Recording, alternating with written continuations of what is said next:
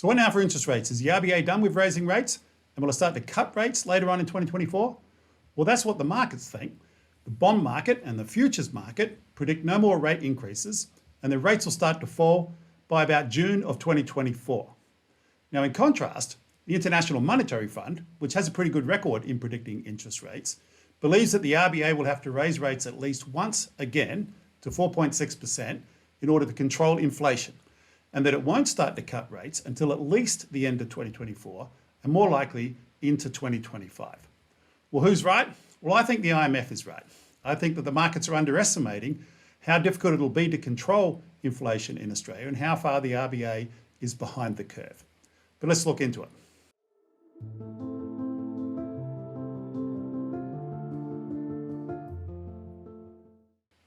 So let's start with the IMF. So we can see here that the IMF's inflation prediction, this is their main predictor, they are predicting that inflation doesn't fall back into the RBA's preferred range of 2 to 3% until beyond the end of 2025. So they're predicting that inflation averages 4% in 2024 and 3.2% in 2025. And they base that prediction on these things.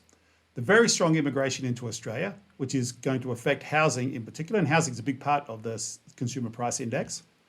Then enduring services inflation, very low unemployment and a tight labour market, and then a positive output gap, meaning that demand is exceeding supply in Australia. Now let's look at those in more detail, starting off with the annual immigration numbers. So this is total immigration into Australia. This is people leaving Australia, and so this is net immigration. And we can see that that was tracking at about 250,000 until COVID, and then it collapsed in COVID, and now it's rebounded to a very high figure, to 520,000 people. Now, immigration is not all bad for inflation. Of course, it increases the supply of labour in the workforce. It creates a lot of demand, and those two things tend to cancel each other out, but it is having a big effect on housing. And we noted already that housing is a big part of the consumer price index, so it's going to affect inflation, and the IMF is really emphasising that. Now, if we turn on to services inflation, which we can see here, we're breaking down total inflation in Australia, which is 5.4% in the most recently reported quarter. We don't have the December quarter figures yet, but goods inflation way down. As supply chains have become unsnarled around the world, goods inflation has fallen a lot. Services inflation has proved to be much more sticky, and especially here in Australia. We can see that here in the wage price index. So the growth in wages, and wages are the biggest part of services by far. Wages have grown at 4%. We don't have the December quarter figures yet at the time of recording in January 2024, but they'll come out and they'll be above 4%, but it's worse than it looks. I mean, inflation's at 5.4 and wages are at 4, so that looks pretty good. But the problem is falling labour productivity. And because we have 4% increase in wages and a decline in labour productivity, unit labour costs, the cost of labour per unit of output, of course, has been tracking at about 7%. Now that's a lot, and that's a lot more than inflation. And this is a problem for services inflation. Now you might think that a lot of people are going to rush back into the labour force post-COVID, but that's not true. Participation rates are as high as they've ever been, in fact, higher than they've ever been in Australia already. So if anything, we might expect people to leave the labour force, tightening the labour market. And the labour market is super tight. I mean, look at this. This is unemployment in Australia, and it's as low at the moment as it's been since August 1974.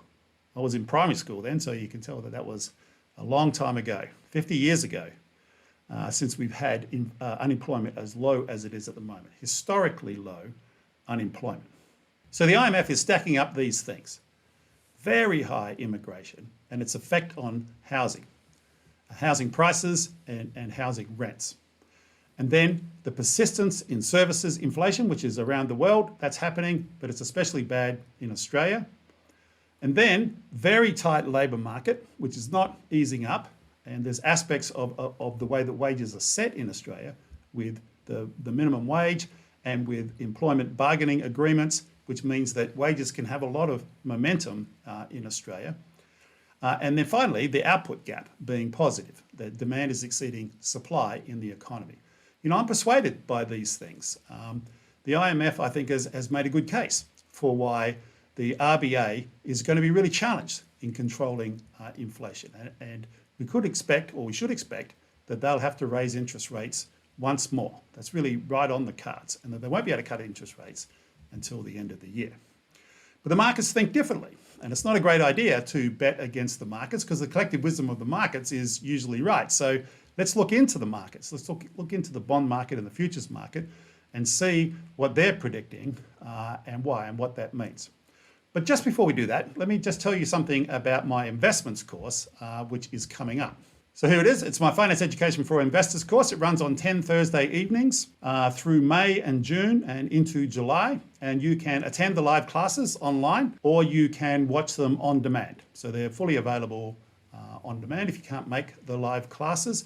There's lots of other materials that go with the course, including one-on-one discussions with me, which are available. The course is all about empowerment, getting to a feeling of empowerment in your investing and getting to much better outcomes, reaching your financial goals sooner. The course gives you all the information, all the knowledge that you need, all of the frameworks that you need to really understand your investing. It gives you the structured opportunity to work through and to figure out for yourself as we go through the 10 classes what's right and what's wrong about your investing and to fix whatever it is that's wrong. And so about 2,000 people have taken the course and most of them have absolutely loved it. So have a look at that. Go to windlestone.com.au to find more information or to enroll in the course. Okay, now back to the bond markets. We've been talking about the IMF, so then we're going to talk about the bond market, then we're going to talk about the futures market and see what their prediction is about interest rates. So here we are with the yield curve, the bond market yield curve. This is today's yield curve on the day of recording here in late January 2024. This is a month ago. What the yield curve was, this is 6 months ago. And the yield curve, of course, always shows the rate at which the federal government can borrow money. Borrow money for 1 year, borrow money for 3 years, 5 years, 10 years, out to 30 years. That's what it shows. It's the risk-free borrowing rate in the economy. And as such, it's a real cornerstone of the whole financial system. Now, what can we impute from this? Well, it's a very odd shape at the moment. It's inverted, and it can't remain inverted for a very long period of time. Now, why that's true, we can just go into another time, but we should just note that the yield curve goes all the way up here to the shortest risk-free borrowing in the economy, which is overnight borrowing, which is what the interest rate of the cash rate is. Overnight borrowing, the interest rate on overnight borrowing between banks. That's true in every economy, the central bank interest rate. So this yield curve goes all the way up here. And we should note that the normal shape of the yield curve is like this. So unless long-term interest rates change, we're not really talking about long-term interest rates, we're thinking about the cash rate and short-term interest rates, then this is going to get back into the right shape, this red line being the right shape. It's going to get back into the right shape by the cash rate falling, the RBA cutting the cash rate. That's what's going to cause the yield curve to go back into the right shape. And of course, the bond markets are anticipating that it'll go back into the right shape. So why is it ordinarily this shape? Well, it slopes upwards over short maturities, for short maturities, because when people are lending money to the federal government for 3 months, 6 months, a year, then that for longer and longer periods of time, they're locking up their money and they're relinquishing access to their money, their liquidity. And if they relinquish liquidity, they need to get more compensation, a higher interest rate. So this is this part of the curve. But then eventually, it's not about that. It's about the fact that longer term bonds have more interest rate risk. So this more gentle slope is about increasing interest rate risk for longer term bonds. This part down here is about giving up liquidity. So the yield curve in the long run is always of this shape. Now it's got to move back into that shape, and the market is anticipating it's going to move back into that shape by the green curve moving down, by the cash rate moving down. We can see what the market is anticipating. It's not expecting that the cash rate is going to move up in the meantime. Now, how far will the green curve move down? How far will the cash rate fall? Well, this diagram really matters for that question. This diagram shows the relationship between the cash rate and the real cash rate. The nominal cash rate with inflation included and the real cash rate with inflation subtracted out. Now the black line is the 90-day bank bill swap rate. We can talk about that another time. It's the red line and the blue line that we're interested in here in this graph, which I've borrowed from the RBA. And so this real cash rate is very essential for us here. So to get to the real cash rate, We start with the actual cash rate, the nominal cash rate, with inflation included, then we subtract out inflation. So the difference between these lines is actual inflation. So today, the real cash rate, 4.35%, set at that rate by the RBA. Inflation, which the RBA is trying to control, 5.4%. And so once we subtract that out of the cash rate, we get to the real cash rate of minus 0.5%. Now, it's unusual for the cash rate, the real cash rate, to be negative, but that's where we are now, and we're heading back to the unusual circumstances of COVID.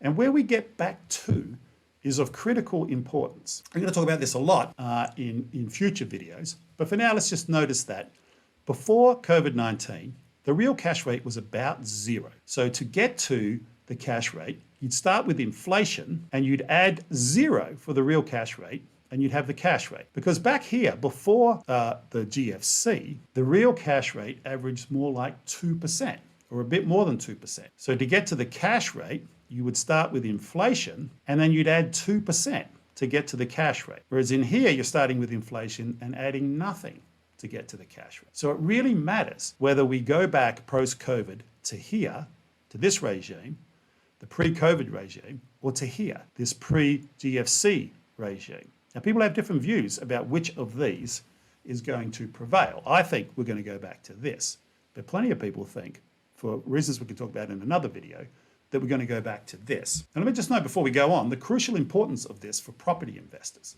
It's that, if you have a investment strategy, a negative gearing investment strategy, or a positive gearing investment strategy, or you're investing in commercial property, then the level of the real interest rates is going to be highly determinant of the total return that you're going to earn over your investment horizon. This really matters for property investors of every kind, but whether that real interest rate goes back to 0 or to 2%, absolutely crucial for property investors. So we're going to talk about this a lot as we go forward in this video series.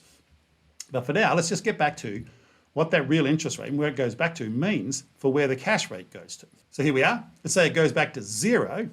Then if inflation goes down to around 2.5%, which is what most people expect in the middle of the RBA's band, then we should expect the cash rate to go down to 2.5% plus 0, about 2.5% down here. If instead this goes back to the pre-GFC regime of 2%, then 2.5% inflation rate, 2% real cash rate, and we get to 4.5% for the long-term cash rate, which would be up here. And that'd mean, if that was the case, and plenty of people believe this is the case, then what will happen is not that the cash rate will come down. For the yield curve to get back into the right shape, these long-term interest rates are going to have to rise. Now that will have a big effect on share prices and property prices as well. And that's really something for us to talk about. You can see what an important subject these real interest rates are. But at the moment, let's just go on, noting how important this is, and noting that the bond market thinks that we get back to the normal shape of the yield curve by the cash rate coming down a lot and not going up from here. Okay, what about the futures market? Well, the futures market shows what is the balance of opinion about where the cash rate will be in the future. And we can see here that it's not expecting the cash rate to rise materially or to fall until about the middle of the year. And then for it to fall at a modest rate, expectations into 2025. Now, what does it mean to say that the futures price represents an expectation? Well, let me explain using an example. When two parties come together in the futures market, such as two parties come together in any market, when they come together, what is established is a line in the sand. And this is true whether we're talking about wheat futures or oil futures or cash rate futures. A line in the sand for what the future price, the cash rate in this example, is going to be. And then the long party to the contract is going to benefit if it turns out that the price in the future is actually higher than the line in the sand that was established today when the contract was open, 4.22% in this example. And the short party will lose in that case. But if instead the price in the future, the cash rate in the future, when the end of August comes around, is lower than the line in the sand, then the short party will benefit and the long party will make the payment to the short party. Let's start off with the example where the cash rate turns out to be 4.4% at the end of August 2024. 4.4%, that means that it's 18 basis points, 0.18%, 18 basis points higher than the line in the sand, the futures price that was established at the opening of the contract. 18 basis points, 18 times $25 per basis point, which is what these contracts essentially are. That's $450 that the short party will have paid the long party by the end of August. Now, instead, let's imagine that when the end of August comes around, end of August 2024 comes around, that the cash rate has gone down to 4%, down here to 4%. So that's 22 basis points below the line in the sand, the futures price that was set at the opening of the contract. 22 times 25 is 550. The long party will have paid the short party $550 by the end of August. So when these contracts are opened, and they're being opened every day at different prices, different futures prices, from hour to hour, even minute to minute. And that's why this curve moves up and down over time. But at the time I made this video, it was here. And what the 4.22 means is that that's the balance in the market.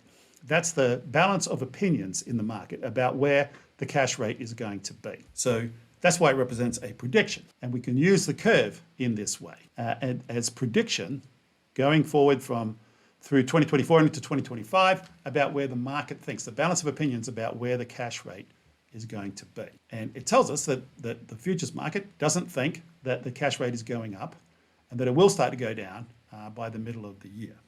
So that's the IMF and the bond market and the futures market. I'm persuaded by the IMF's argument. Its argument about just how strong immigration is in Australia and how that's going to affect property prices and especially going to affect rents and how that feeds into the CPI. Their arguments about the persistence of services inflation, the tightness of the labour market, demand exceeding output.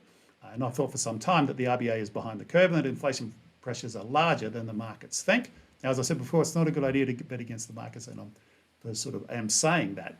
I think that the markets are wrong, but I'm persuaded by what the IMF has to say.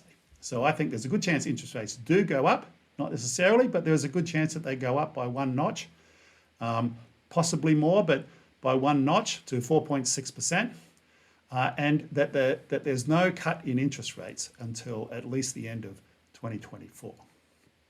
Now, just before we wind up here, let's have a look at mortgage rates, because we've been talking about the benchmark, but the benchmark's not all mortgage rates, and we haven't talked about floating rates versus fixed rates, so let's just do that before we finish up. So we've been talking about this, the cash rate, but on top of the cash rate, there's the bank spread to give us the full mortgage rate. So a competitive mortgage, floating rate mortgage, competitive floating rate mortgage for an owner-occupier with a loan-to-valuation ratio of not more than 80% at the moment would be 6.05%. Maybe you could get a rate lower than that. A lot would be signed a lot higher than that, but this would be a good competitive rate. This bank spread is low at the moment.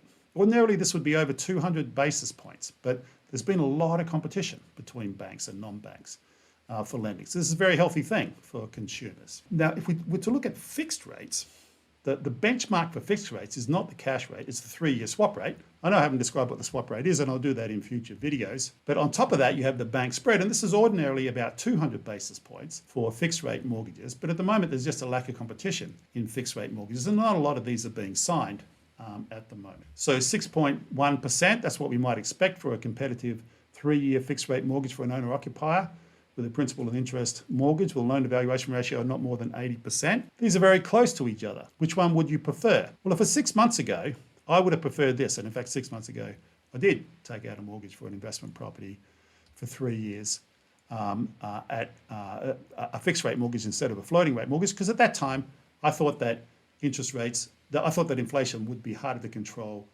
than it has been so far. I was more concerned about inflation then than I am now, even though I still think that the RBA has a lot of work cut out for it. But I'm not as concerned, and so if I was buying that investment property now, instead of doing this, I would do this. I would take the floating rate at 6.05%. A bit more than that because it was an investment property and because it was interest only. Investment properties always interest only. It's the rarest thing to have a principal and interest mortgage for an investment property. Everybody knows that you should have a principal and interest mortgage for your investment property. If you don't know that, then you should think about taking my investments course. Here it is once again, coming up on the 2nd of May. Go to windlestone.com.au to find more information or to enroll. So what's next with interest rates?